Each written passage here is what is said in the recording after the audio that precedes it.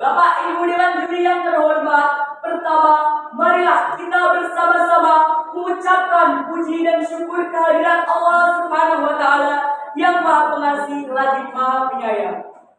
Atas pengasih dan penyayangnya itu diciptakannya 7 lapis langit tanpa tiang, 7 lapis bumi sebagai hamparan kekuasaan.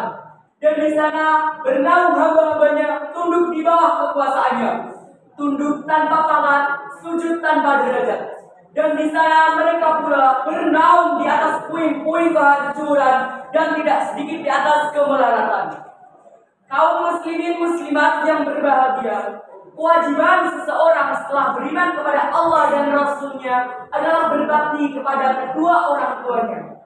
Orang tua yang melahirkan kita ke dunia, orang tua yang mengasuh kita dari kita kecil sampai kita dewasa. Bahkan orang tua yang mengajarkan kita tentang akhlak dan agama sehingga kita dapat diterima oleh masyarakat.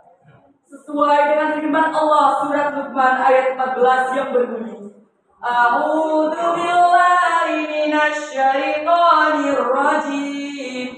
Bismillahirrahmanirrahim. Wa wasainal insana biwalidayhi hamalathu ummuhu wahnan ala wahnin wa fisaluhu fi amaini anisqurli wa liwalidayka ilayyal masir. Yang artinya, dan kami perintahkan kepada manusia untuk berbuat baik kepada kedua orang tuanya, terutama kepada ibunya, ibu yang telah mengandung dengan lemah yang bertambah-tambah, kemudian menyapinya dalam 2 tahun. Bersyukurlah kau kepadaku, kepada kedua orang tuamu, hanya kepadakulah kembali. Surat Luqman ayat 14. Dari ayat di atas dapat kita ambil maknanya bahwa kita benar-benar diperintahkan oleh Allah Subhanahu wa Ta'ala untuk berbakti kepada kedua orang tua kita, terutama kepada ibu kita, ibu yang telah mengandung dengan segala upayaannya, mendidik dan membesarkan kita. Betapa besar pengorbanan ibu kepada kita.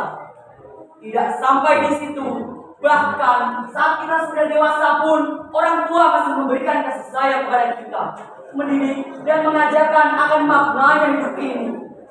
Tidak hanya ibu, ayah juga demikian. Ayah bekerja dari pagi sampai siang demi menghidupi keluarganya dengan sesuap nasi, menjaga ketenangan dan kenyamanan keluarganya.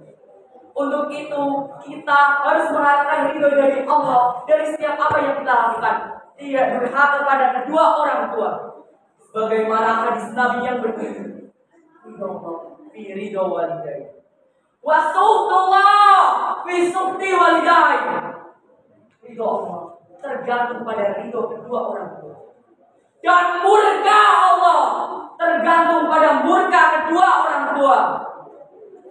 Hadis di atas menekankan bahwa berbakti kepada kedua orang tua adalah kewajiban setiap anak. Bahkan dalam hadis tersebut menerangkan ridho Allah tergantung pada ridho kedua orang tua. Begitu juga sebaliknya.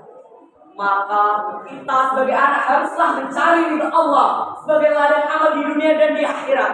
Janganlah mencari murka Allah dan selalu menjalankan perintah. Kaum muslimin muslimat yang berbahagia, beriman kepada orang tua dapat kita kaitkan dengan kisah seorang nabi, yaitu Nabi Ismail alaihissalam yang dikenal dengan kecintaan dan ketakwaannya kepada Allah dan orang tua.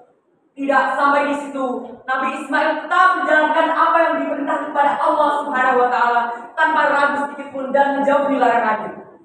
Begitu juga dengan berbakti kepada kedua orang tua. Nabi Ismail selalu menjalankan apa yang diperintahkan kepada kedua orang tua selagi perintah itu tidak bertentangan dengan ajaran agama Islam. Bahkan ketika Allah Subhanahu wa Ta'ala memerintahkan ayahnya Nabi Ibrahim untuk menyembelih Nabi Ismail, Nabi Ismail tetap menjalankan apa yang diperintahkan kepadanya karena itu adalah perintah Allah dan berbakti kepada kedua orang tua. Dan dengan ketulusan hatinya, ketika hendak disembelih, Nabi Ismail diganti dengan seekor kambing yang besar. Dan kisah inilah menjadi awal mulanya perintah berkurban. Jadi, apa kaitannya kisah berbakti kepada kedua orang tua dan Nabi Ismail? Nabi Ismail tetap menjalankan apa yang diperintahkan kepada kepadanya dengan senang hati. Kita sebagai anak haruslah meniru perbuatan dari Nabi Ismail. Dan kita sebagai anak janganlah melukai perasaan kedua orang tua dengan menyinggung berkata-kata kotor karena adalah perbuatan yang dapat menjerumuskan kita ke neraka dan tidak mendapatkan pahala di sisi Allah baik di dunia maupun di akhirat. Kita sebagai anak hendaklah berbakti kepada kedua orang tua, mendoakan orang tua, membahagiakan orang tua. Semua yang kita lakukan akan mendapatkan pahala di sisi Allah. Demikian yang dapat saya sampaikan. Jika ada kata-kata yang salah, saya memohon maaf sebesar-besarnya. Sesungguhnya kesempurnaan hanyalah milik Allah semata. Wassalamualaikum warahmatullahi wabarakatuh.